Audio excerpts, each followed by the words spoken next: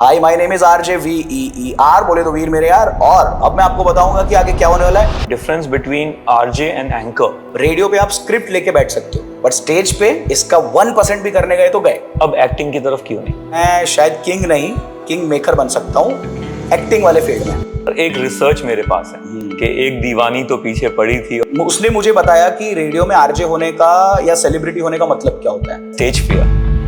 आपने इस डर पे कैसे काबू पाया? शायद आज भी मैं जब स्टेज पे चढ़ता हूँ डर लगता है। नर्वसनेस इज नॉर्मल, मैं अपने वक्तावीर के लेक्चर्स में यूजुअली कहता हूँ लोगों से। स्टेज पे पहुंचने से पहले आपने शायद आरजे बनने का पहले डिसाइड किया? आई am the man of stage, मुझे लोग चाहिए सामने। रेडियो क्या है? एक बंद कमरा, आप अकेले, भले सुनने वाले लाखों लोग हैं, पर बात आपको अपने ही हिसाब से करनी पड़ेगी। और लिखने में क्या पसंद करते हैं आप? Friends, comedy. Hello. Okay, Nikhil. So, when are you coming back to Mumbai? What are you talking, man? Bully yo wali.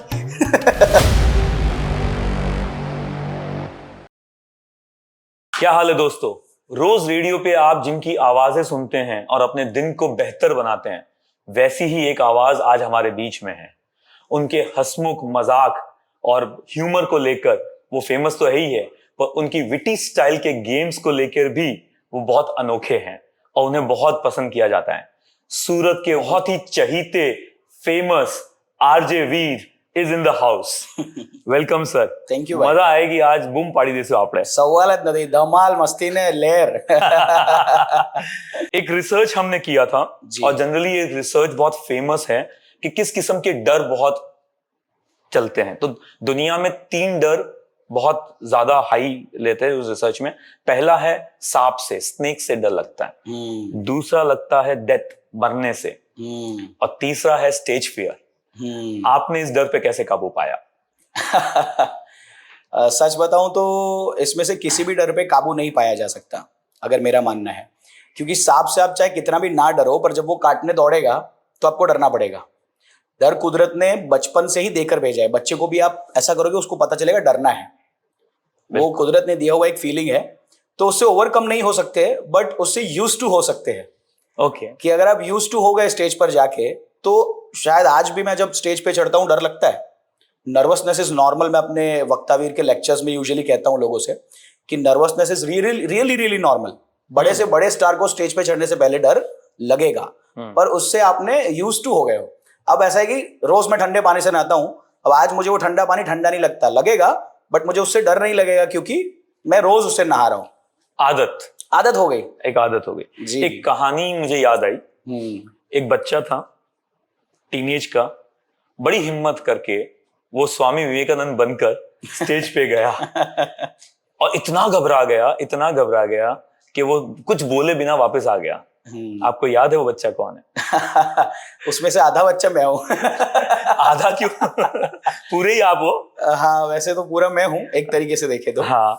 But it was like stage पे चढ़ने से पहले ही मैंने मना कर दिया था। हाँ। क्योंकि वो मेरे लिए पहली बार था कि मैं स्टेज पे चढ़ रहा था। मतलब दूसरी बार था, एक पहली बार तो जब मैं बहुत ही छोटा था और समझ में नहीं आता था, सीनियर जूनियर होगा शायद, और स्टेज पे चढ़ाया और मेरे को राजा के बाजू में ऐसे एक भाला लेके खड़े रहना था बस। अच्छा। और जैसे ही पर्दे खुले, हाँ।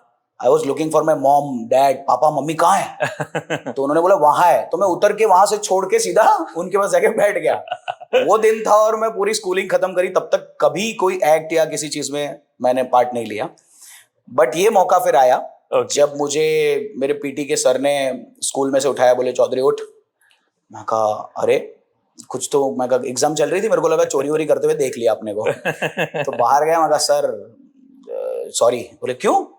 बोले चोरी वोरी कर रहा है। मैं कहा नहीं, कोई वो बोले कि चोरी के लिए नहीं बुला रहा भाई, तेरे को स्वामी विवेकानंद बनना है। मैं कहा सर ये तो इससे भी ज्यादा मुश्किल है, मत कराओ। बोले क्यों? वो मेरे से बोला नहीं जाएगा, क्योंकि मेरे को स्कूल टाइम में बहुत ज्यादा स्टेज फियर था। स्टेज फियर छोड़ो, न्यू पर्सन से बात करना भी मेरे लिए बड़ा टास्क था। It was not easy for me कि वो इजीली पॉसिबल हो पाए। तो मैंने बोला उठो जागो ने ध्येय प्राप्ति सुधी मंडियारो एटलू पण नहीं बोलू। वो बोले कोई बात नहीं, तू आजा, साइंस वाले बच्चे हैं, बोलते अच्छा है, तू खाली दिखता, तेरा हाइट बॉडी थोड़ा विवेकानंद जैसा है, तो तू अच्छा लगेगा ऐसा। बोला ठीक है, तो बन गए, पर बोले कुछ नहीं। तो ऐसे हुआ था कुछ। स्टार्ट हुआ वहां से। और फिर वहां से स्टेज तक कैसे पहुंचे? फिर तो भाई वहां कुछ नहीं बोला। हाँ। टीचर्स ने देख के बोला भाई बहुत स्मार्ट लग रहा है, मतलब नई नई मूछें आ रही थी मेरी, तो विवेकानंद वाला जो लुक यूजुअली फेमस है पब्लिक में, बिल्कुल वैसा ही मैं दिखता था। तो उन्होंने बोला भाई फोटो खिंचवाना चाहिए, टीचर्स ने बोला। तो मैंने पापा को बोला पापा फोटो, बोले ठीक है टीचर्स ने बोला है तो खिंचा लेते हैं। हाँ। तो बड़ी मस्त ऐसी बिग फ्रेम के साथ, उस टाइम पे 4-5 हजार रुपए की फ्रेम हुई होगी एक फोटो की, पर पापा ने वो करवाया मेरे लिए कि तेरा याद रहना चाहिए, तूने पहली बार स्कूल में कुछ एक्ट किया है। ऐसा रूम में लगाई मैंने, हॉल में, तब तो वन बेडरूम हॉल किचन में रहते थे, तो हॉल में वो फोटो लगाया मस्त। रोज देखता था और सोचता था कि भाई मैं विश्व गुरु बना, जो विश्व गुरु बनने की ताकत रखते हैं, जिन्होंने विश्व में जाके भारत देश के बारे में बताया कि देश क्या है, हमारा धर्म क्या है, बिल्कुल। मैं वो बना जो बोलने के लिए ही जाने जाते हैं, और मैं बोला ही नहीं। मुझे इस बात का इतना अंदर से गिल्ट होने लगा। मैं यूजुअली बाहर की बुक्स नहीं पढ़ता, बट मैंने स्वामी विवेकानंद के उस समय जितने अवेलेबल मेरे पास बुक्स थे, मैंने सारे पढ़ लिए। अच्छा। And I got inspired. और एक दिन फिर कुदरत ने धीरे धीरे, वो कहते हैं ना सबकॉन्शियसली कहीं ना कहीं आपके दिमाग में वो मूवमेंट आ जाते हैं, तो वो आया, सिचुएशन आगे बढ़ा, अपॉर्चुनिटीज क्रिएट हुई ऑटोमेटिकली। तो मैं एक जो किसी नए व्यक्ति से बात नहीं कर सकता था से स्टेज पे हर नए व्यक्ति से बात कर सकता हूं, मैं परिवर्तित हो गया धीरे धीरे। पर जब वो पहला मौका आया था स्टेज पे, जब आप स्वामी विवेकानंद बने थे जी, और फिर नीचे उतरे, बिना कुछ बोले उतरे जी, तो ये मन में महसूस तो होगा कि ये दोबारा नहीं करूंगा। नहीं, उस समय तो मुझे बहुत अच्छा लगा क्योंकि बोलना नहीं पड़ा। मुझे लगा वाह, मतलब ऐसे पालती मार के बैठना है और ऐसे ही करके बस फोटो खिंचवानी है, तो इट्स अ गुड मूवमेंट, ऐसा लगा मेरे को उस टाइम पे। तो धीरे धीरे समझ आया कि क्या गलती हुई या क्या करना चाहिए था उस समय। ओके। बट शायद वो उस दिन हुआ, तभी मैं आज इतना बोल पा रहा हूँ। स्टेज पे पहुंचने से पहले आपने शायद आरजे बनने का पहले डिसाइड किया या पहले एंकर बनने का? नहीं, रेडियो तो मेरे पास ऑप्शन बहुत पहले, मतलब आरजे जब मैंने एंकरिंग शुरू करी, ओके, सबसे पहले तो एंकरिंग ही शुरू हुई। उसके बाद रेडियो की अपॉर्चुनिटी आई 16-17 साल पहले भी, जब रेडियो नए नए सूरत में आए थे। बट डैड वाज लाइक नहीं, अभी तू पढ़ाई पे ध्यान दे। तब मेरा स्कूल खत्म ही हुआ था और कॉलेज चल रहा था। हाँ। तो बोले तू पढ़ाई पे ध्यान दे, अभी कोई जॉब वॉब करने की जरूरत नहीं है। मैंने कहा पापा रेडियो का जॉब है। अभी उस टाइम पे रेडियो एफएम ही नए थे, मतलब एफएम जो सिस्टम चल रहा था 2-5 साल ही हुए थे आए हुए। हाँ, नहीं एकदम नए थे, मतलब इतना कि 2-3 हफ्ते ही हुए थे, इतना नया था उस समय। जब मैंने ज्वाइन किया तब की बात नहीं कर रहा मैं। हाँ। ये इससे पहले का सिचुएशन है। ओके। जब मुझे अपॉर्चुनिटी आई, जब मैंने एंकरिंग ही शुरू की थी 16 साल पहले।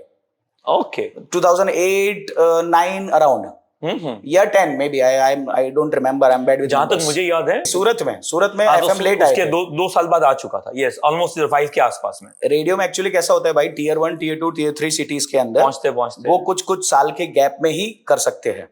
तो तब जब भी आया रेडियो, तो they're looking for the opportunity. तो मेरे पास, मैं होस्टिंग ही कर रहा था बेसिकली, रोड शो कर रहा था लिटरली। तो एक बंदा ऐसे ही 2 घंटे तक बैठा, ऐसे मस्त height, body full blend. Okay. और मतलब ऐसे देखा मेरे को, 2 घंटा रुका, वो इवेंट खत्म हुआ, उसने बुलाया मेरे को, भाई इधर आ। हाँ, बोले आई एम जे, मैं आरजे हूँ, बहुत बड़ा नाम है उसका भी। तो अभी मैं सूरत में हूँ। बोले मैंने 500 इंटरव्यू ले लिए, कोई ऐसा लड़का नहीं मिल रहा सूरत में से, टैलेंट नहीं मिल रहा जो रेडियो के लिए, अभी नया नया शुरू है तो लोगों को नहीं पता क्या है कि रेडियो के लिए वो कर सके। बिल्कुल। बोले you are good, do it. मैंने कहा पापा से पूछना पड़ेगा। क्योंकि I was in the college, new नया कॉलेज शुरू हुआ था तब तो। बिल्कुल। तो बोले ठीक है, पूछ के बताओ। मैंने पूछा, पापा बोले भाई नहीं, पढ़ाई पहले। फिर उसको फोन किया, वो बोले क्या क्या टाइमिंग रहते हैं कॉलेज स्कूल ये सब के? मैंने कहा कॉलेज मॉर्निंग में 8 to 12, फिर मैंने कहा इवनिंग में ट्यूशन रहते हैं 5 अराउंड। तो बोले कॉलेज से घर पहुंच के खाना वाना खा के आ जाएगा, 2-3 घंटे रहेगा ऑफिस पे, खाली तेरे को आरजे बना देता हूँ। ये भी अच्छा अपॉर्चुनिटी है। वापस पापा को पूछा, डैड वाज लाइक मना किया ना तेरे को, तू जॉब करेगा या पैसा कमाने जाएगा तो ये पढ़ेगा नहीं, तो पहले पढ़ ले, तेरे को क्या कमी है, तेरे को किसी चीज के लिए मना किया क्या? बोला यार पापा अच्छा अपॉर्चुनिटी है, जिस चीज के लिए लोग पढ़ते हैं वही मेरे को डायरेक्ट मिल रहा है, करने दो। He was like no. तो वापस फोन किया, मैं कहा नहीं। उसने बोला फिर भी कि जब भी मन करे मेरे को एक फोन करना, तेरे को कभी भी ले लूंगा मैं। ठीक है सर, थैंक यू। पर तब तो अपॉर्चुनिटी नहीं ली मैंने, क्योंकि पापा ने मना किया और एंकरिंग बस चलता रहा। फिर बार अपॉर्चुनिटीज क्रिएट होती गई, आरजेस भी खुद बोलते गए कि करो, यू शुड ज्वाइन रेडियो। पर मेरा पैशन सच में बताऊं तो स्टेज है। I am the man of stage. मुझे लोग चाहिए सामने, लोगों का response, on the spot situations चाहिए। I love that. रेडियो क्या है, एक बंद कमरा, आप अकेले, भले सुनने वाले लाखों लोग हैं, पर बात आपको अपने ही हिसाब से करनी पड़ेगी। तो मुझे वो लाइवनेस जो चाहिए था उधर नहीं मिलता था। हाँ, ज्वाइन करने के बाद उससे भी प्यार हो गया, उसके भी अपने अलग नशे है जबरदस्त वाले, कि हाई आपको कर देगी यार रेडियो। तो उससे भी फिर आगे जाते जाते समझा सब कुछ, बट वो 5 साल बाद फिर अपॉर्चुनिटी आई जब मैंने ये छोड़ा उसके बाद, और तब वापस मैंने फिर रेडियो ज्वाइन किया। पर उसका भी रीजन ये था कि मेरे को स्टेज चाहिए था, स्टेज पे नाम चाहिए था, तो that's why I joined radio. Difference, मैं ये सवाल इस समय इसलिए पूछा कि difference between RJ and anchor, technically क्या बड़ा फर्क आ जाता है? बहुत बड़ा फर्क है भाई। एक ही अंतर है कि दोनों में बोलना है और माइक पे बोलना है, इससे ज्यादा कोई चीज सेम नहीं है। ये दो ही चीजें सेम है इसमें, बाकी सब कुछ डिफरेंट है। क्योंकि रेडियो पे आप स्क्रिप्ट लेके बैठ सकते हो, रेडियो पे आप हाफ पैंट पहन के बैठ सकते हो, रेडियो पे आप पूरा स्क्रिप्टिंग पहले करके फिर पूरा का पूरा show, even hi my name is RJ V R बोले तो वीर मेरे यार, और अब मैं आपको बताऊंगा कि आगे क्या होने वाला है। हाँ, तो जो हाँ है वो भी लिखा होगा। You don't even need to think, बोलते वक्त तैयारी पहले हो गई, अब सिर्फ बोल लेना है। वो रेडियो पे हो सकता है, बट स्टेज पे इसका 1% भी करने गए तो गए, फिर वो अनाउंसमेंट हो जाएगा, एंकरिंग नहीं रह जाएगा। तो एंकरिंग में और रेडियो में सबसे बड़ा फर्क ये है कि radio can be scripted, anchoring should not be scripted. एक तो ये फर्क हो गया, लेकिन अगर जैसे एक नॉर्मल एंकर है जी, आज कई उम्र वाले भी एंकर हो गए, कई लोग ने शौक के तौर पे एंकरिंग कर रहे हैं और थोड़ा बहुत प्रोफेशनली कर रहे हैं। मैंने स्कूल टाइम में, कॉलेज टाइम में किया, फिर बिजनेस में चले गए, फिर अब वापस एक स्टेज पे आ गया हूँ। वहां से मुझे लगता है कि मुझे इस समय एक बार के लिए, पार्ट टाइम के लिए आरजे में जाना चाहिए, रेडियो में जाना चाहिए, जिससे मेरी वॉइस मॉड्यूलेशन या जिससे मेरी रीच और जिससे मेरी थ्रो बेटर हो सके। क्या ये फर्क वहां मिलेगा? पहले तो इट्स नॉट प्रैक्टिकली पॉसिबल, क्योंकि आपको थ्रोट या आवाज ठीक करनी है, आप रेडियो ज्वाइन कर रहे हो, ये तो बहुत बड़ा क्वेश्चन है। क्योंकि सूरत में अगर मैं मानता हूं कि 70-80 लाख लोग हैं, तो 35-40 लाख लोगों से आप पूछोगे कि आरजे बनना है, वो हाँ कहेंगे। ओके। और टोटल 5-6 रेडियो स्टेशन को मिला के 12-13 आरजे से ज्यादा है नहीं, जिसमें से 50% 10-15 साल से है। आप बात समझ रहे हो? कंपटीशन यूपीएससी भी है ही है। अच्छा। और हम सोच रहे हैं कि सिर्फ इसलिए क्योंकि मेरा वॉइस ठीक हो जाए या बात ठीक हो जाए मैं रेडियो ज्वाइन करूं, ज्वाइन ही नहीं होगा। वो तो जो पूरा जिंदगी छोड़ छाड़ के संत वाला लाइफ जिएगा, खाना पीना, नौकरी धंधा, पैसा वैसा सब भूल जाओ, रेडियो को पूरे पूरे समर्पित हो जाओ, तब रेडियो आपको कुछ साल तक या कुछ महीनों तक एज अ इंटर्न ट्रेन करेगा, देखेगा कि लूं या नहीं, उसके बाद वो डिसाइड करेंगे। प्लस इंटर्नशिप में जाने के लिए भी पहले 10 इंटरव्यू होंगे, इंटर्नशिप भी मिलेगा कि नहीं वो भी सवाल है, जो कि फ्री में करना है, अपना नौकरी धंधा छोड़ के जाना है। तो रेडियो बहुत टफ चीज है। मतलब इस उम्र में मैं भूल जाऊं? किसी भी उम्र में मैं तो सबको एडवाइस करता हूं कि अगर आपको लगता है कि आप सब छोड़ के उसमें पढ़ सकते हो, तो ट्राई करो। और उसमें भी मुझे लगता है सिर्फ 1 और 2% चांस है कि आप उसके लिए कितना भी टाइम दे दो, उसके बाद आप जो चाहते हो वो मिले। बिकॉज कॉम्पिटिशन बहुत ज्यादा हाई है और ऑलरेडी अंदर ही अंदर उनके पास बहुत सारा टैलेंट है, जितना जरूरी है उतना है, जो कम जरूरत है वहां पे। इस रीजन से आपने कई बार मतलब आपका मेन कोटे या फोटे जो है आपका, वो ह्यूमर है जी, और ह्यूमर से ही आप अट्रैक्ट करते अपनी तरफ में। You can say that, right जी। इस मजाक से कभी किसी को बुरा लग गया हो और वो आपके पीछे पड़ गया, ऐसा कुछ हुआ है कभी? ऐसा भगवान की दया से माँ सरस्वती लोग कहते हैं कि मेरी जीवा पे विराजमान है। लगभग लाइव शो में, रेडियो या स्टेज पे ऐसा कभी नहीं हुआ कि मेरे बोलने से किसी को बुरा लग गया हो। बट हाँ, कभी कभार ऐसा हो जाता है कि हमने कुछ बोला है और किसी और ने कुछ और सोचा है, ये चीज हो सकती है।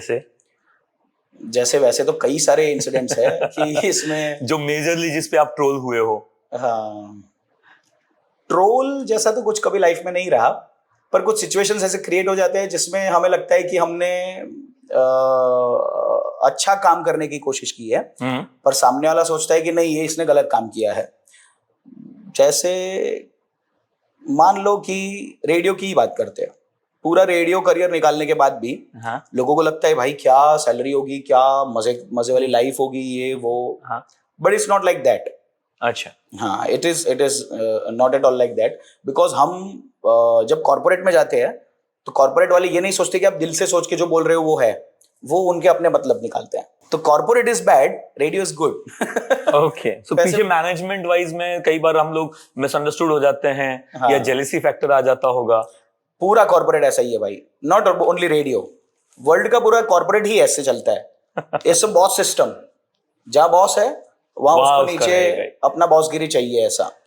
अब आप इतने अच्छे स्पीकर बन चुके हैं जी। और आपने लाइव शोज में इतना काम किया है, मॉड्यूलेशन आपका बहुत स्ट्रांग है, आपका जजमेंट बहुत पकड़ के आ चुका है, अब एक्टिंग की तरफ क्यों नहीं?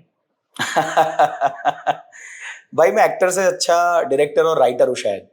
मुझे भी लगता था एक समय, बहुत से लोग कहते थे भाई हाइट बॉडी अच्छा है, दिखता अच्छा है, कर ले। हाँ मुझे अपने आप पे इतना कॉन्फिडेंस नहीं जितना लोग कहते हैं मेरे लुक को लेकर या मेरी पर्सनालिटी को लेकर। बिल्कुल। आई थिंक कि मैं शायद किंग नहीं, किंग मेकर बन सकता हूँ एक्टिंग वाले फील्ड में। स्टेज वाले में अपन किंग बन सकते हैं, वो अलग पॉइंट है। But when it's about the filming things, तो हाँ I will go into the field. But as a director writer acting होगी भी तो मैं कुछ साइड कैरेक्टर्स या इंपॉर्टेंट कैरेक्टर्स ही प्ले करूंगा, मेन लीड कैरेक्टर कभी शायद मैं नहीं प्ले करूंगा।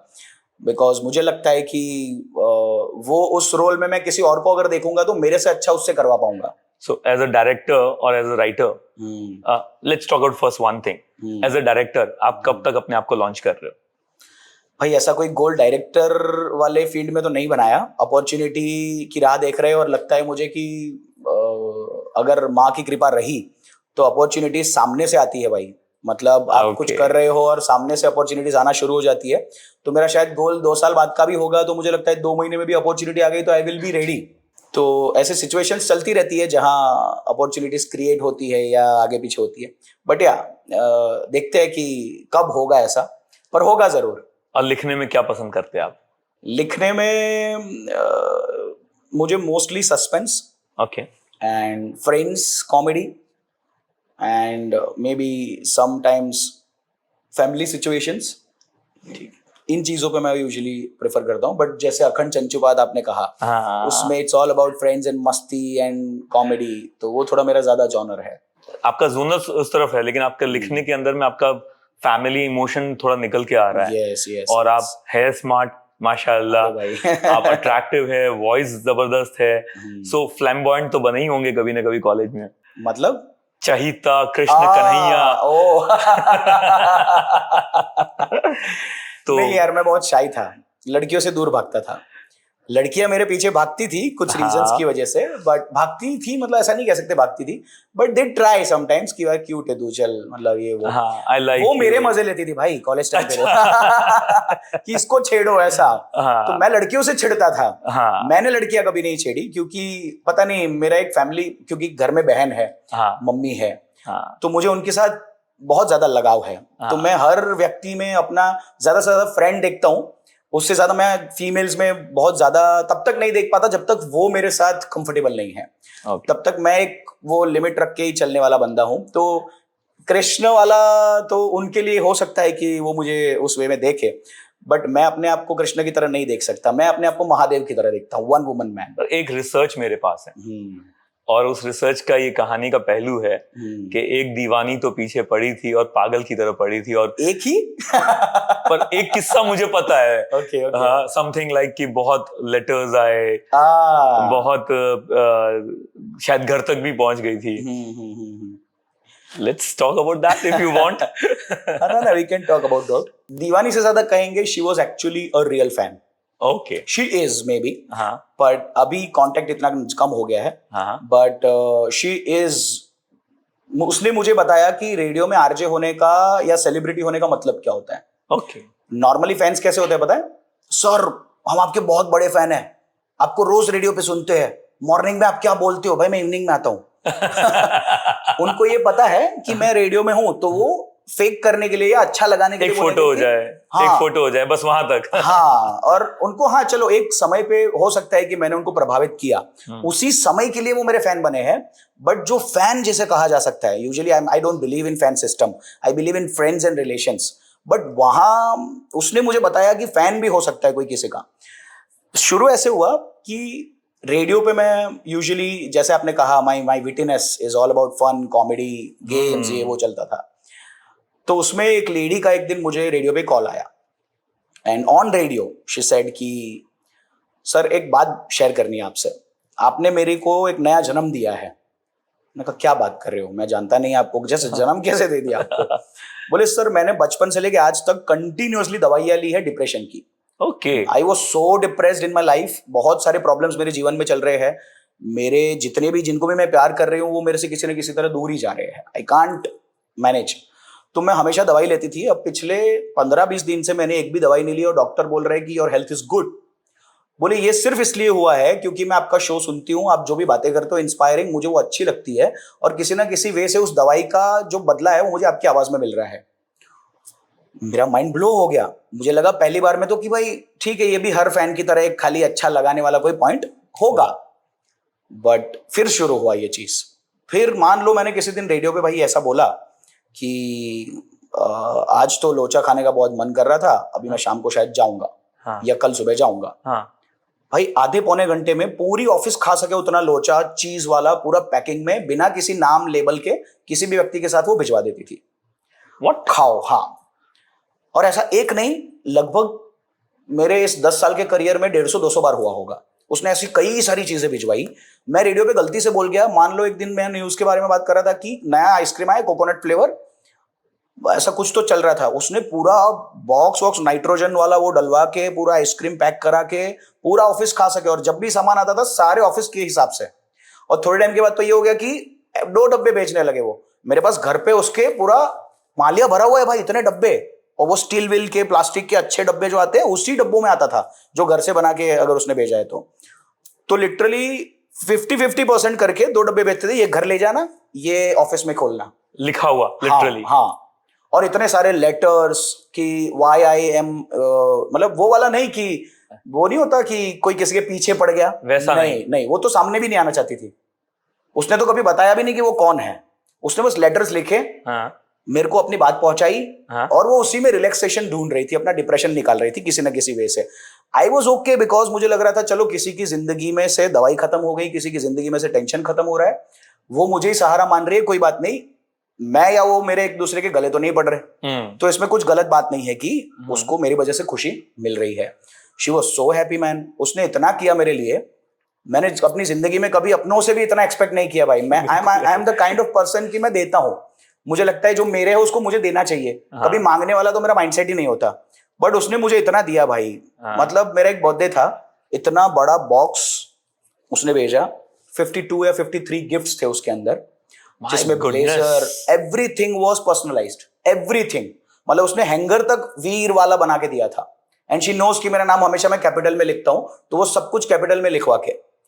कार्ड के लिए बनवाया तो वो भी कैपिटल में, उसके ऊपर RJ वीर का लोगो लगवा के. ब्लेजर वेजर, मतलब वॉच भी, मतलब कैसी कुछ अच्छी ब्रांडेड वॉच, मतलब 15-16 हजार रुपए की. और ऐसी 50-60 गिफ्ट्स उसने पूरा बॉक्स भर के भेजी मेरे बर्थडे पे.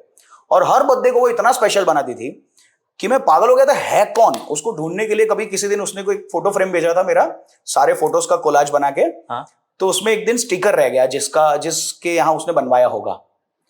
तो मेरे ऑफिस वालों ने ऐसा ढूंढना चालू किया. मैंने छोड़ दिया था. मैंने कहा कोई बात नहीं, मैं सामने वाले पे सब छोड़ता हूँ यूजुअली. मुझे लगता है कि मेरे को किसी का सहारा तब तक नहीं बनना है जब तक उसको जरूरत नहीं है. वो मांगेंगे तो मैं रेडी हूं, नहीं मांगेंगे तब तक खुद करेंगे तो ही अच्छा है. सही बात. तो उसने अपने हिसाब से खुश थी, मैं भी खुश था. मैं कहा कोई बात नहीं, खाओ पियो मौज करो यार, उसको अच्छा लग रहा है, तुम्हें अच्छा लग रहा है. तो मैंने ढूंढने की बहुत कोशिश नहीं की. पर इन लोगों को था क्यूरियोसिटी कि साला रोज आ रहा है कुछ ना कुछ. ऑफिस है, ऑफिस को तो अपनी पॉलिटिक्स खेलनी है, कहानी जाननी है. और इस हद तक आ रहा है. बोले ऐसा तो कभी देखा नहीं हमने, मुंबई के आरजेस के लिए ऐसी फैन फॉलोइंग हमने नहीं देखी. बोले और ये एक ही फैन तुम्हारी पूरे फैन के बराबर है. बोले ढूंढना तो पड़ेगा. 100%. तो उन लोगों ने वो स्टिकर तक गए. जो गोडो रोड या सैटेलाइट पे कहीं तो वो फोटो का शॉप था, उधर तक गए. उन्होंने सब पूछा तो उन्होंने मना कर दिया कि डिटेल हम नहीं देंगे. और स्पेसिफिकली उन्होंने ही मेरे को कहा है कि नहीं डिटेल देना है, कोई ना कोई आएगा तो. मतलब वो उसके किसी फ्रेंड का ही स्टोर था, तो उसने पहले ही बता रखा था कि ये सब कुछ मैं छुपा के कर रही हूँ. तो वो वहां तक जाने के बाद भी उसे नहीं ढूंढ पाए. और वो यूजुअली कैसा करती थी, नीचे तक आके पार्किंग में किसी को भी देके जाएगी, ऊपर दे देना RJ वीर को, रेडियो सिटी पे दे देना, ऐसे करके पार्सल्स भेजती थी. तो इट वाज लाइक मेरे लिए पूरा एरा था मेरा वो, कि जिसमें उसने मुझे बताया कि फैन क्या हो सकता है. एक फीलिंग आया. हम तो आज इमेजिन करके ही सोच रहा हूँ यार, मेरे लिए कब ऐसा होगा यार. मैंने भी कभी नहीं सोचा था भाई, एक्सपेक्ट भी नहीं किया था. एक दिन उसने ऐसा, रुद्राक्ष की माला मैं पहनता हूँ, उसे पसंद है, तो महाशिवरात्रि थी तो उसने सोने में मड़ा के पूरी रुद्राक्ष का वो मेरे को बेच दिया था. My goodness. उसके बाद मुझे उसे ढूंढना पड़ा. मैंने कहा ये मैं नहीं लूंगा, दिस इज ओवर से भी ओवर हो गया.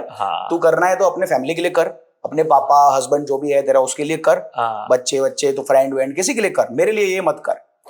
फिर कैसे ना कैसे उसको ढूंढा या किसी तरीके से वो मेरे को सोशल मीडिया पे मैसेज करती थी पर अपना आइडेंटिटी छुपा के, तब मैंने उससे बात किया कि ये लेके जा, जैसे भी चाहिए लेके जा, ये मेरे को नहीं चाहिए बिल्कुल।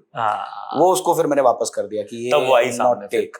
सामने भी तब उसके बाद आई तो सही सामने, पूरा एक कन्वर्सेशन भी हुआ। शी वाज मैरिड, उसका एक बच्चा भी है, और she was so good in a way कि वो बात भी दूर से कर रही थी ऐसे डर के जैसे कोई अमिताभ बच्चन उसके सामने खड़ा हो।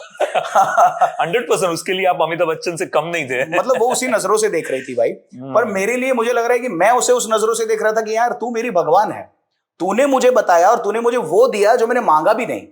भगवान जैसी फीलिंग बना दी उसने मेरे को दे दी। हाँ नहीं, उसने मेरे को भगवान वाली फीलिंग दे दी। ऐसा मैं उसको भगवान की तरह देख रहा था। ओह माय गुडनेस, उसने मुझे सब कुछ दिया ना। वो मेरी फैन है ना, फैन नीचे नहीं ऊपर होते हैं। 100%। Celebrities are not upper side, fans are upper side. अगर फैंस ही नहीं है, सेलिब्रिटी का कोई अर्थ ही नहीं है। सेलिब्रिटी फिर कैसे? कोई सेलिब्रिटी नहीं है। एग्जैक्टली। तो मैंने उसको भगवान के तौर पे देखा। यार ऐसा मत करो, मुझे अच्छा लग रहा है कि आपने ये सब किया, बट अब मत करना।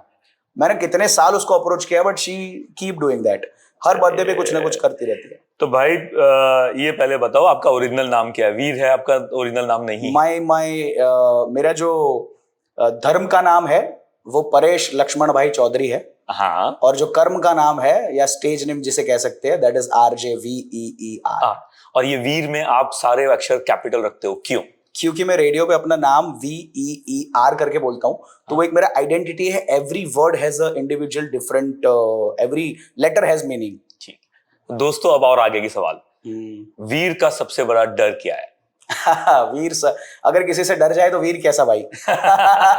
और वीर का सबसे बड़ा अब तक का फेलियर क्या है? सारे फेलियर भाई, ऑल फेलियर। मतलब I have done lots of new things and always I get fail.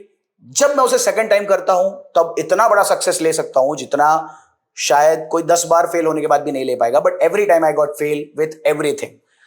और अचीवमेंट क्या है? अचीवमेंट तो सबसे बड़ी अचीवमेंट मुझे लगता है मेरा परिवार और मेरे फ्रेंड्स मुझे जिस नजरों से देखते हैं, दैट इज माई अचीवमेंट। और एक लाइन है, फर्क क्या है अगर आप इसे कहे अचीवमेंट, मतलब आई टेक इट एज कि पहले और अभी में क्या फर्क है। बिल्कुल। तो पहले जब हम शादियों में जाया करते थे और कुछ लोगों के लिए कुर्सियां लगाया करते थे, आज जब हम उसी शादियों में जाते हैं तो वो लोग अपनी कुर्सियों से खड़े हो जाया करते हैं। That's the difference. क्या बात है, क्या बात है। कुर्सी लगाने से, कुर्सी से बैठे हुए लोगों को तो उठाने तक का सफर ये गजब सफर है आपका। आप इतना हंसते हैं, हंसाते हैं जी, राइट? और इस मुस्कुराहट के पीछे भाई दिल टूटा कि नहीं टूटा कभी? नहीं, ये दो तरह की मुस्कुराहट होती है। एक जो दर्द छुपाने के लिए हो, दूसरी जो जानकारी के लिए हो। जैसे कृष्ण मुस्कुराते हैं हमेशा, उनको पता है क्या हो रहा है। When I know what is going on, at that time I always smile. I just smile. I don't speak and tell everything. I just smile. I like it. भाई आपको तारीफ बहुत पसंद है, ये आपके दोस्त बोलते हैं। ओके, ऐसा किसने बोल दिया? हाँ, कि ना वीर को आपकी खुद की तारीफ करना बहुत पसंद है, लोगों से तारीफ सुनना बहुत पसंद है, इसीलिए हम उसको है ना नार्सिस्ट बुलाते हैं। नार्सिस्ट? यस। अर्थ क्या होता है इसका? इसका अर्थ तो मुझे भी समझ में नहीं आया उस समय कि हंसने वाले और तारीफ सुनने वाले को नार्सिस्ट क्यों बोलते हैं। नार्सिस्ट जनरली तो वो पुराने जमाने में हिटलर को नार्सिस्ट कहा जाता है, लेकिन खुद की तारीफ सुनने वाले को कैसे नार्सिस्ट कहा जा सकता है, ये थोड़ा सा मुझे समझ नहीं आया। ऐसा आपके दोस्तों ने हमें कहा है कि ये मैसेज जरा पहुंचा देना। ओके, नाम नहीं दे सकता मैं। पर ऐसा कोई दोस्त मेरा हो भी नहीं सकता जो ऐसा सोचता हो मेरे बारे में। कांट कमेंट राइट नाउ, कुछ हमें भी अपने रिवील नहीं रखने। अगर सारे राज मैं अभी खोल दूंगा तो ये भाई मुझसे हाथ से निकल जाएगा। बट हाँ, तारीफ पे एक बात कहूंगा मैं, सिर्फ अपनी ही नहीं भाई, हर किसी की। मुझे तारीफ सुनना और करना पसंद है। I believe we should appreciate ourselves and our surroundings. It gives positive vibes.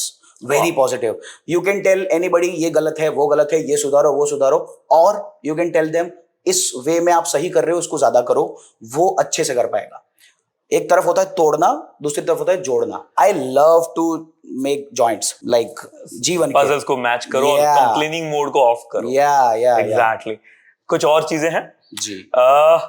आपको बहुत गुस्सा आता है, किस बात पे सबसे ज्यादा गुस्सा आता है? बहुत बिल्कुल नहीं आता मुझे गुस्सा, बहुत रेयरली आता है। आई एम ऑलवेज काम एंड कंपोज्ड। पर जब मैं बहुत ज्यादा काम में हूं हाँ। किसी सिचुएशन में हूं, हाँ तो सिचुएशन बेस्ड गुस्सा मुझे आता है। मतलब अभी मैंने बोला, जैसे मान लो इधर सेटअप कर रहे हैं अपन, और सेटअप के टाइम मान लो आपका इंटरव्यू नहीं और मेरा इंटरव्यू है, and you are here to present, तो मैं ऐसा रहूंगा कि भाई ये काम क्यों नहीं हुआ। इन दैट केस मैं सिचुएशन हैंडल करने के लिए कह सकते हैं कि वो गुस्सा सिर्फ सामने वाले पे एक तरीके से दिखाता हूं कि वो कर ले, उस सिचुएशन को इमीडिएटली समझ ले कि उसका महत्व क्या है और अब क्या करना पड़ेगा। बाकी यूजुअली मैं गुस्से में बिलीव नहीं करता, बहुत कम गुस्सा करने की कोशिश करता हूं और मोस्टली काम रहने की कोशिश करता हूं। और भाई एक बात मुझे थोड़ी समझनी थी, आप इतनी अच्छी बातें करते हैं, लोगों को इतने सपने दिखा देते हैं उस बातों से, खुद सपना नहीं देखते। मैं सपना जीता हूं भाई, देखना अलग पॉइंट है। देख लिया, बचपन में बहुत सपने देखे, जब नहीं बोलता था ना हाँ स्कूल टाइम पे, तब बहुत सपने देखे। जब से बोलना चालू किया ना, तब से पूरे कर रहा हूं। बस सपना जियो, दैट्स इट। मुझे पता है मुझे सपने नहीं आते। दैट्स व्हाट आई, ये रिसर्च था और मैं इसीलिए सवाल पे आ रहा था कि आपको सपने नहीं आते हैं। तो एक ऐसा इंसान जिसको सपने ही नहीं आते हैं और सपने ही नहीं दिखता, लेकिन वो सपने पूरे भी कर रहा है और लोगों को सपने दिखा भी रहा है, ये थोड़ी विचित्र बात है। क्या बोलते हैं उसको, एक डलाइमा है, एक वैसा है। तो ऐसा कैसे पॉसिबल है? मतलब ऐसा है कि मेरे स्कूल टाइम में मैंने बहुत सपने देखे भाई, इतने ज्यादा कि मैं अपने आप को ऐसा सोचता था कि आई एम अ सुपरमैन, या कोई सुपर पावर है मेरे पास। और तब मैं अडाजन में रहता था, सूरत में। सो ऐसा फील करता था कि मैं अभी उड़ रहा हूँ सपने में, पर उड़ते उड़ते मेरे को लगता था कि कहीं पे वायर तो नहीं आ जाएगा बीच में, कहीं टकरा तो नहीं जाऊंगा। मतलब इतने रियलिस्टिक सपने में एरिया के रोड्स के साथ देखता था। और मैं अपने सपने लिटरली वॉशरूम जाके आ रहा हूँ मान लो, तो ब्रेक लेके उसको कंटिन्यू भी कर सकता था। मैं इस वे में सपने बचपन में देखता था, खुली आंखों से नहीं, आंखें बंद करके सोने के बाद। पर सोने के बाद वाले सपने भी मेरे कंट्रोल में थे कई हद तक, मैं उसको कंटिन्यू कर सकता था। जो सपना देखना है, मान लो आज देखा, मेरे को मजा आ रहा है, तो मैं एपिसोड और सीरीज की तरह अपने इमेजिनेशन में नेक्स्ट नाइट पूरा सपना देखता था। पर ये जब तक हुआ और जब से बंद हुआ, तब से लेके आज तक लिटरली मुझे नाइट में, मतलब सोते वक्त सपने नहीं आते। क्या बात है। और ये लाइक आप जो बोल रहे हो कि भाई सपने भी आप एपिसोड्स में देख रहे हो, तो लिटरली फिर तो आप डायरेक्टर ही हुए किस्म से। जिंदगी का डायरेक्टर बना के भेजा है भाई कुदरत ने। बहुत अच्छा, बहुत अच्छा। चलिए ना, आपकी ये आरजे और आपकी एंकर की टेस्टिंग की जाए। ओके, एग्जाम मिल रही है। सर्टिफिकेट इंटरव्यू अपने आप में एग्जाम ही है सर। सही बात है भाई, सही बात है। So, हमने कुछ एक्टिविटीज डिजाइन की हैं। तो पहला टेस्ट आपका ये है कि इस हॉल में जो सामान है, कुछ भी सामान है, राइट, इससे अगर आपको किसी को गेम खिलाना हो, अचानक से आपको विदाउट प्रिपरेशन मौका मिल रहा है, तो कैसे कर सकते हैं? अगर विदाउट प्रिपरेशन मुझे मौका मिल रहा है तो मैं प्रॉप्स पे जाऊंगा ही नहीं। अगर जाना है तो ऑप्शंस बहुत है, लाइक फ्लिप द बॉटल खेल सकते हैं। चलिए let's have some 1-1, this flip करके दिखाइए सर। पर इसको आधा करना पड़ेगा भाई। आप कर दीजिए, लेट्स देखते क्या निकल के आता है। एक बोतल चाहिए ताकि हम दोनों कंपटीशन कर पाए। अरे दादा, मैं तो कभी किया ही नहीं है। I am the game master man, I am not the player. अच्छा, आप खिलाने वाले हैं? मैं खिलाने वाला ही हूँ बस। नहीं हो पाएगा, अपने नहीं है बस का रोग, नहीं हो पाएगा बॉस। इसको बोतल खुल जाएगा। Okay, so this is one thing that you can do, मतलब सीधा आपके इससे होगा भाई।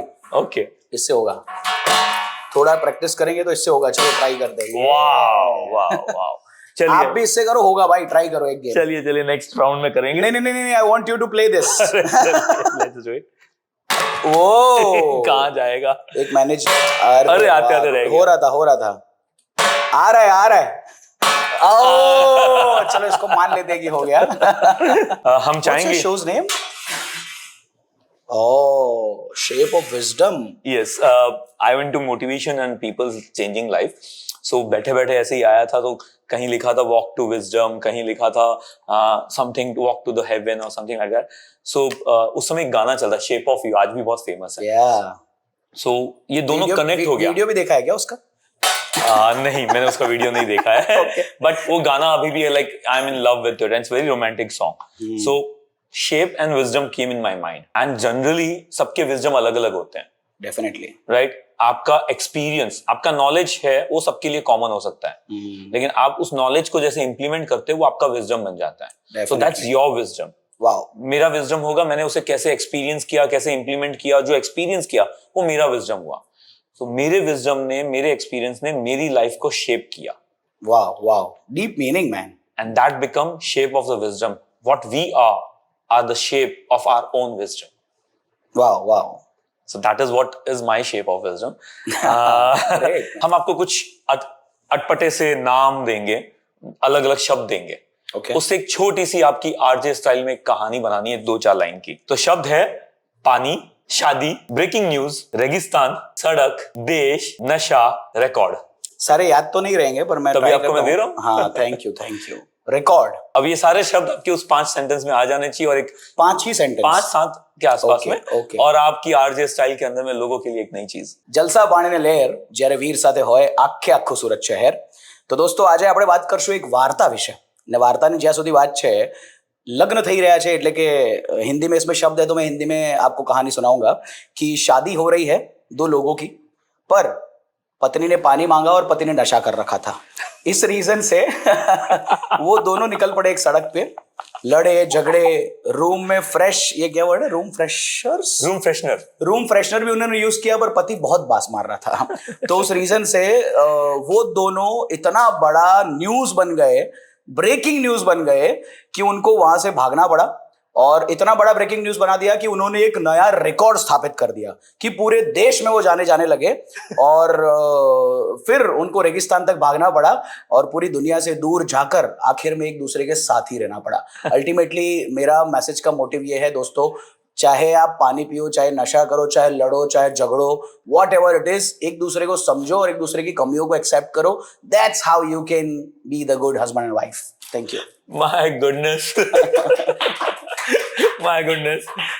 समझ लो आपको किस लेवल पे आरजेवी से कम्पीट करना है. किसको कम्पीट करना है? एक स्पेशल प्रैंक आया है और ये प्रैंक आया है. यस. और आपके फ्रेंड एक्सपेक्ट कर रहे हैं कि वो प्रैंक आप करेंगे उनके साथ. नाम नहीं लूंगा. मेरी फ्रेंड एक्सपेक्ट कर रही है कि मैं उसके साथ प्रैंक करूंगा. उसको पता है पहले से, वही बोल रही है कि मैं प्रैंक करूं. नहीं. Okay. She is sorry I just said she. It's like कि someone is expecting you. Okay. कि वो आप उसके साथ प्रैंक करेंगे. ओके. हाँ, अब वो एक्सपेक्ट करे कि आप उसके साथ ही करेंगे कि नहीं करेंगे पता नहीं. सो द माइंड में वो गेम आया कि नहीं आया. You are getting the mind. I am expecting कि वीर मेरे साथ प्रैंक करेगा. Okay. और मैंने इसलिए मेरे किसी और के माध्यम से आपको मैसेज तो पहुंचा दिया. राइट. लेकिन अब वो मेरे तक रिटर्न आएगा कि नहीं आएगा, that is what she is asking from the universe. मैंने शी बोला है जानबूझ के. ओके. आप समझ लीजिएगा. अब ये जानबूझ के क्यों बोला, डाइवर्ट कहाँ करना है वो आप देखिए. सो आपको एक प्रैंक करना है इस समय. ओके. एक फोन के ऊपर में क्या प्रैंक करोगे, कैसे करोगे, ये आप डिसाइड करो. Okay. I am not so good with prank but let's see. નિકે હમણાં એવું શું કર્યું છે કે જેના પર વાત કરીને એની સાથે પ્રैंक થઈ શકે? आवाज चेंज. हाँ, मैंने नहीं फोन लगाया अभी तक, मैं सोच रहा हूँ. This is we are doing first time on sweep of wisdom. Okay. I am also doing first time. मैंने कभी किसी को प्रैंक नहीं किया भाई.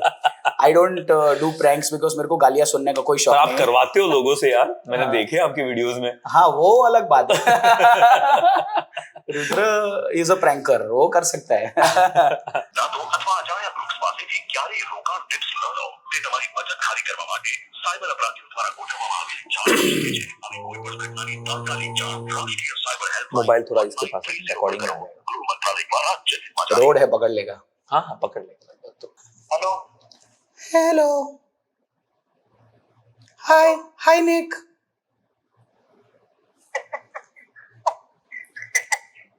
Hey, Nick. Why are you laughing?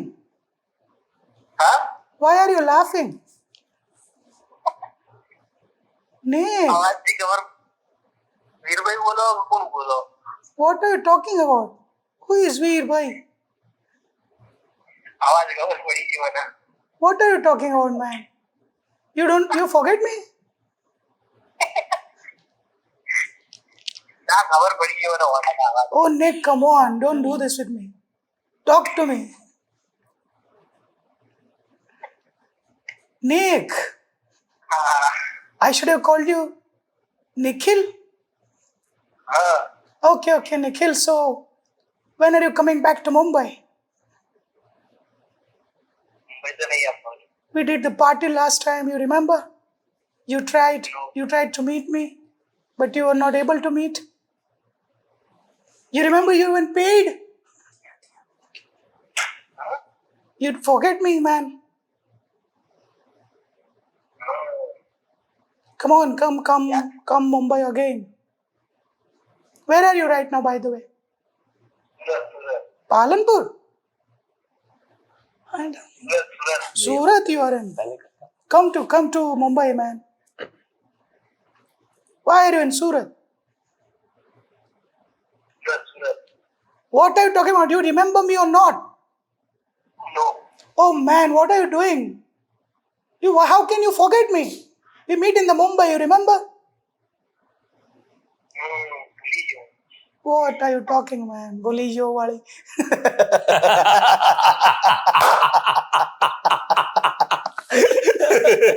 ચાલો ભાઈ તું ઓળખી ગયો એ બરાબર કર્યું તે પણ છેલ્લે સુધી મારી કોશિશ રહી કે તું ના ઓળખે એમ ડફોડ છેલ્લે કન્ફ્યુઝ થઈ ગયા હારું ભાઈ હર હર મહાદેવ एक आपके हाथ में रुद्राक्ष है, एक तरफ आपने मोर पंख लगाया कृष्ण भगवान का। बहुत बड़े भक्त हैं आप महादेव के। ये कब से इस भक्ति के माहौल में आ गए? एक बाजू तो आप शोर शराबे की दुनिया में है, स्टार बक्स बने हुए हैं यहाँ के, और एक तरफ आप इस भगत महादेव भोलेनाथ की तरफ। मतलब भक्त तो मैं माँ का हूँ, माँ दुर्गा का। हाँ, महादेव का तो मैं अनुयायी हूँ। मैं फॉलो करता हूँ, उनको देखकर सीखता हूँ कि जिंदगी अगर जीनी है तो उनकी तरह जीनी है, व्यक्ति अगर बनना है तो वैसा बनना है। एक दिन शायद मैं अपने जीवन में एक मौका आएगा जब मैं शायद संन्यास भी ले लूंगा, बहुत बाद। अभी बहुत कुछ करना है, एक उद्देश्य के साथ जीवन में आया है, उसे पूरा करना है। But when I will do that, मैं संन्यास भी ले लूंगा। मैं पूरी तरह उनको, उनकी पर्सनालिटी को फॉलो करने की कोशिश करता हूँ कि किसी न किसी तरीके से विश्व में एक ऐसा व्यक्ति बनूं कि लोगों को लगे कि नहीं, अभी भी ऐसे लोग हैं जिसमें दुनिया बदलने की ताकत है और हम भी ऐसे बन सकते हैं। I want to be the example for the people कि कलयुग हो ना हो, अपने अंदर अगर झांकोगे तो दुनिया दिख सकती है, क्योंकि सच में कुछ बाहर नहीं, सब अंदर ही है। और जितना अंदर देख पाओगे उतना बाहर के लिए खिल भी पाओगे। और आपने अपनी पर्सनालिटी भी महाकाल जैसी, मूछे और ताव वाली दाढ़ी, एंड इट लुक्स, अगर आप महाकाल का रोल करने जाएंगे तो शायद बन भी जाएंगे उसके अंदर में। जीवन में मैं उनका रोल निभाने की छोटी कोशिश करता हूँ, क्योंकि महादेव तो कोई नहीं बन सकता, वो तो भगवान है। पर हम उनके जैसे बन जरूर सकते हैं, क्योंकि भगवान ने जीवन ही इसीलिए हमें दर्शाया कि हम उनसे सीखे कि ऐसे जिया जा सकता है। और कई बार आपने इसी महाकाल की तरह जीवन में कंठ में विष को बांधा है। वैसे देखने जाओ तो आजकल का पानी भी विष के समान ही है भाई। मतलब अगर हम जो भी अभी के समय में खा रहे हैं, खेतों में जो उग रहा है, लोग इतने केमिकल्स डाल रहे हैं, ये सब जहर से कम है ही नहीं। तो हम किसी ना किसी तरीके से जहर अपने गले से, कंठ से उतार ही रहे हैं। और किसी की वाणी को भी कई बार उस कंठ में बांधा है। मुझे हमेशा ऑन द स्पॉट सिचुएशन पे ऐसा रिएक्ट करने का मन करता है, हर इंसान की तरह। पर अगर मैं रिएक्ट नहीं करता हूं तो मजेदार बात यह है कि बाद में मुझे हमेशा ये लगता है कि मैंने सही किया, क्योंकि इमीडिएट आए हुए रिएक्शन नहीं करने चाहिए। ये मैंने जिंदगी से ही सीखा है। मैं बहुत ज्यादा इमीडिएट रिएक्ट करने वाला व्यक्ति हूँ, मतलब मैं भावनात्मक व्यक्ति हूँ। मुझसे अगर कहा जाए कि तुम गलत हो, तुम ये कर रहे हो, तुम वो कर रहे हो, कुछ भी मेरे को ऐसा कहा जाए जो मेरे को नहीं ठीक लग रहा, मैं तुरंत रिएक्ट कर दूंगा। तो मैंने धीरे धीरे उस पर कंट्रोल करने की कोशिश की कि ऐसा नहीं करना चाहिए। तो जब भी मैं रुकता हूं, जब विष को यहीं पे रोक लेता हूं, तो ना वो शरीर में जाके हृदय को नुकसान करता है, ना वो बाहर निकल के किसी और का नुकसान कर सकता है। बहुत। तो ऐसे कई बार किस्से आए। अभी आप कुछ कॉन्सेप्ट पे काम कर रहे हैं, तो एक कॉन्सेप्ट है ढोलीवाड़ की ढोलीवुड नी धम पछाड़। ढोलीवुड की ढोलीवुड नी धम पछाड़। ढोलीवुड नी धम पछाड़। ये नाम कैसे निकल के आया बाहर? मतलब as we call Mumbai Bollywood, south Tollywood, that Gujarati industry called Dhollywood. It is not my given name. Dhollywood थी જાણવામાં જ આવે છે ઓલરેડી ગુજરાતી ઇન્ડસ્ટ્રી ને। Oh wow. So that's why it's Dollywood and Dham Pachad is what I do in the show. और आप उन सब सेलिब्रिटीज के साथ गेम्स खेलते हैं, सब कुछ करते हैं। वाओ। एंड मैंने देखे बहुत मजेदार गेम्स आते हैं, बहुत इनोवेटिव स्टाइल से करते हैं जी। राइट। किस सेलिब्रिटी के साथ सबसे ज्यादा मजा आया? मजा समुंदर वाले स्टारकास्ट के साथ, क्योंकि वो लोग आखिर में मेरे घर तक आए थे मुझसे मिलने, रात को 1:30-2 बजे भी। Wow. After the show they went somewhere, उनका काम निपटाया, मैं घर पे पहुंचा एंड दे कॉल्ड कि भाई यार यहाँ सूरत में कोई अपना नहीं है, आ जाए क्या घर पे। मैं कहा आओ यार। रात को आए मेरे घर पे, उन्होंने खिचड़ी घर पे बना हुआ था मेरे लिए, तो छाछ और खिचड़ी लिटरली उन लोगों ने मेरे साथ बैठ के खाया। हाँ। एंड मेरे पास नहीं था उस समय, क्योंकि रात को 1:30-2 बजे आए, मैं खा लेने के लिए मैं कहा जो भी मेरे पास है उसको खा सकते हो, and they were happily eating it. तो it was a good moment for me कि उनके साथ बहुत मजा आया in the show as well, क्योंकि वहां भी वो बॉन्ड बन गया था एंड पर्सनल टाइम भी स्पेंड अच्छा किया उनके साथ। और उसके मैंने एक आपका शो अभी लेटेस्ट में देखे, बहुत सारे देखे, लेकिन मुझे जो मेरा फेवरेट लगा that was with Jamkudi. Gujarat's one of the latest super hit movie, definitely right? With Jamkudi and Galani ji. जी How was that experience? मुझे वो थोड़ा सा वो एक्सपीरियंस सच में बताए तो उस समय तो बहुत ऑकवर्ड था। वो लोग लगभग 3.5 घंटे लेट आए थे।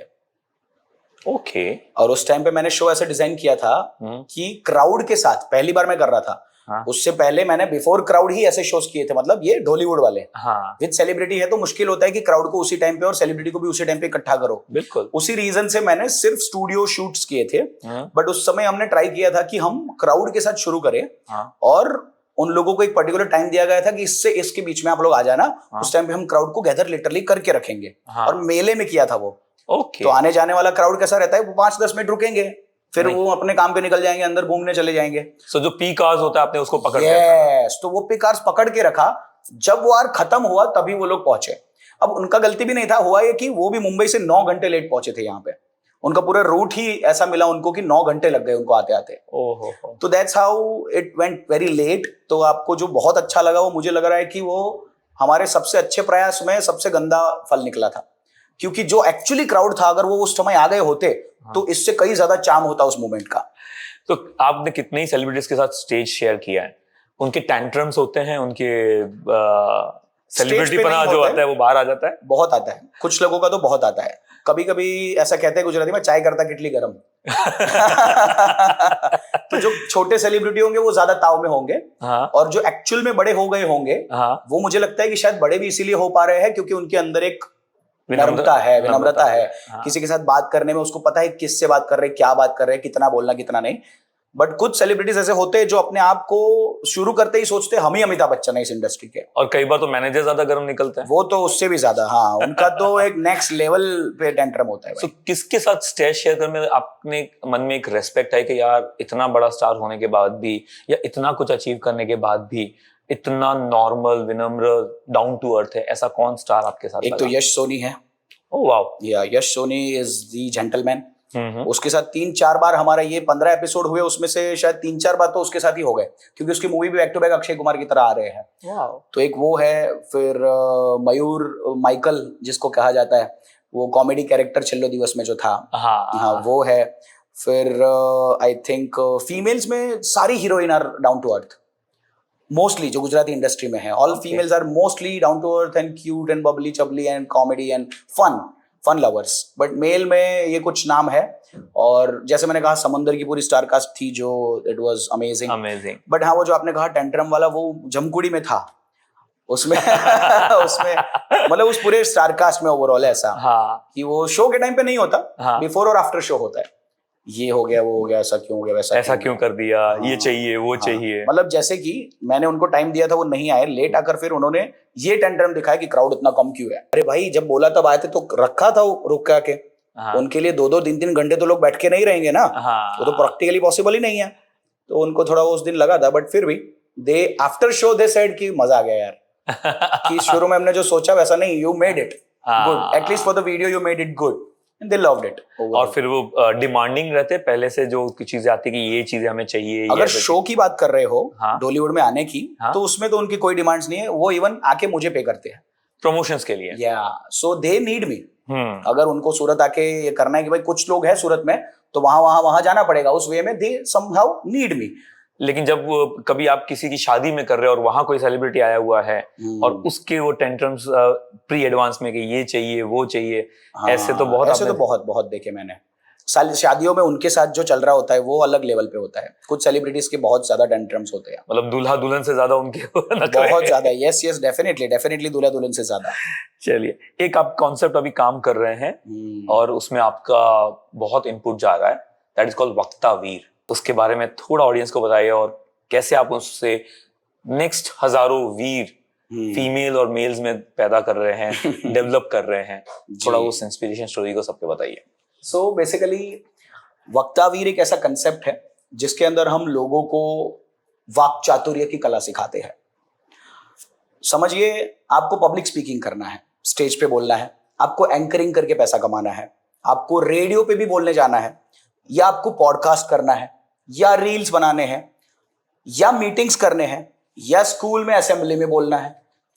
पॉइंट इज, कहीं भी जाके अगर आपको ऐसा बोलना है कि आपका शब्द बाकी के 10 लोगों के हिसाब से, अगर 10 लोगों को बुलवाया जाए और आपको बुलवाया जाए तो आपका शब्द 10 से पहले दिखे, अगर ऐसा बोलना सीखना है और ऐसा वाक चातुर्य चाहिए तो वक्तावीर हमने इस चीज के लिए बनाया। और मैं मानता हूं कि मैं कोई भी दूसरा वीर नहीं बना रहा। मैं हर किसी को कहता हूं, जो मैं कर रहा हूं वो मत करना, जो मैं कहता हूं वो करना। क्योंकि हर व्यक्ति, मेरा मानना है कि एक अलग व्यक्तित्व है, वो अपने आप को ही उसको निखारने की जरूरत होती है। मैं ये देखता हूं कि उस हीरे को बेहतर कैसे बनाया जा सकता है, ना कि उस हीरे को ये हीरा कैसे बनाया जा सकता है। डायमंड में there is not a copy, every diamond is a different diamond. तो art an artist is an diamond. इस बात को मैं भविष्य में जहां ले जा रहा हूं उसको मैं एक यूनिवर्सिटी के तौर पे देख रहा हूं। ऐसी यूनिवर्सिटी जहां भारतीय सिस्टम के वे में एजुकेशन होना चाहिए। आज लोग कितने साल स्कूल में पढ़ते हैं? 12 साल। 12 साल के बाद और 3 साल कॉलेज में पढ़ते हैं। 17 साल की स्कूलिंग या कॉलेज के बाद, एजुकेशन के बाद एक सर्टिफिकेट देके जॉब लेते हैं, और उसके बाद वो सर्टिफिकेट किसी काम का होता नहीं है। उसके बाद कह दिया जाता है कि अब क्या आता है ये बताओ। सर्टिफिकेट खत्म हो गया, अब क्या आता है ये बताओ। Ultimately it's all about talent.